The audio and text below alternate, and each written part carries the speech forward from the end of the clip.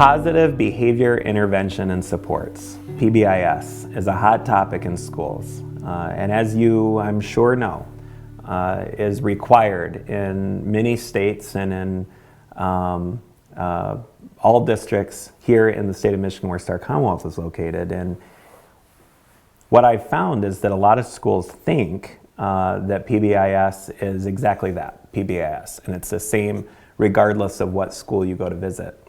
But what I can tell you is that PBIS can vary greatly from one school to the next and from one state to another. And it can be done really, really well in a way that supports students and helps them be successful. And it can be done very, very poorly and ineffectively. So let's look at PBIS a little bit more in depth.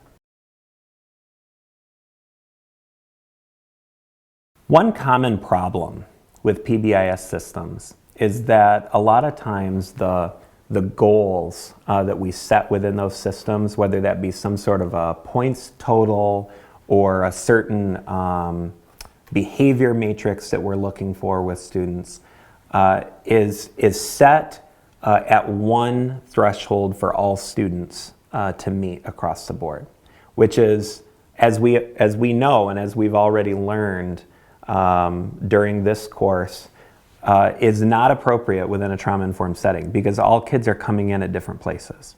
And so PBIS, in order to be trauma-informed, has to have some individualized component to it where we're actually setting realistic goals for all students. Because you want your students who are already coming in and behaving at some sort of an acceptable level to be pushed to behave even better or to learn new skills. But you also want those students who are coming in who are struggling to be able to experience success in every day and every week and still be able to earn some of the incentives that have been put in place.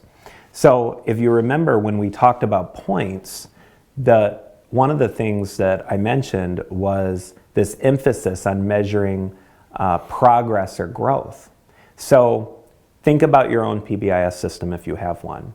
If instead of it saying that every child needs to do something 20 times in a given week or earn 20 whatevers it is that you have in your system, if instead you had some level of growth that you're looking for in every kid, then now all of a sudden you've equalized the field and every single kid has an opportunity to be successful because every single kid can make progress.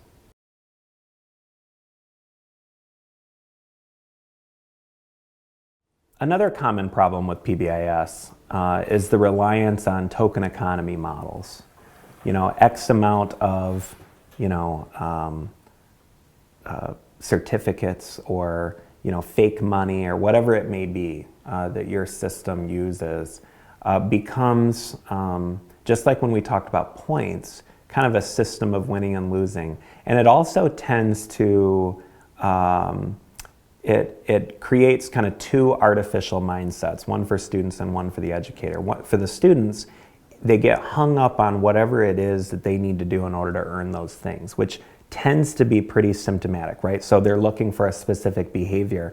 Whether they understand the value behind the behavior or not, then they're trying to get caught doing that positive behavior so that you give them that little certificate.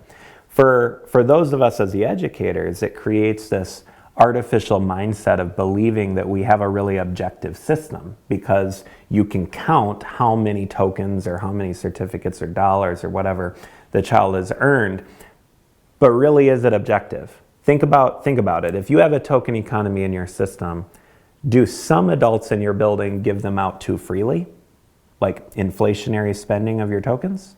And do some other adults give them out maybe not as often as they should? Are they too stingy with them? Because what happens is from one classroom to the next, it can vary widely, and the kids pick up on that.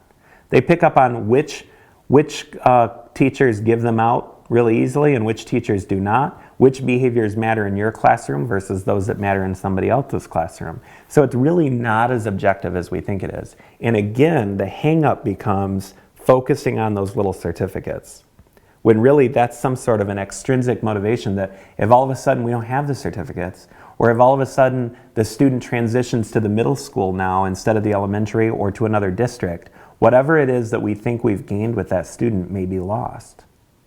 So instead, the importance has to be placed on some sort of a intrinsic motivation.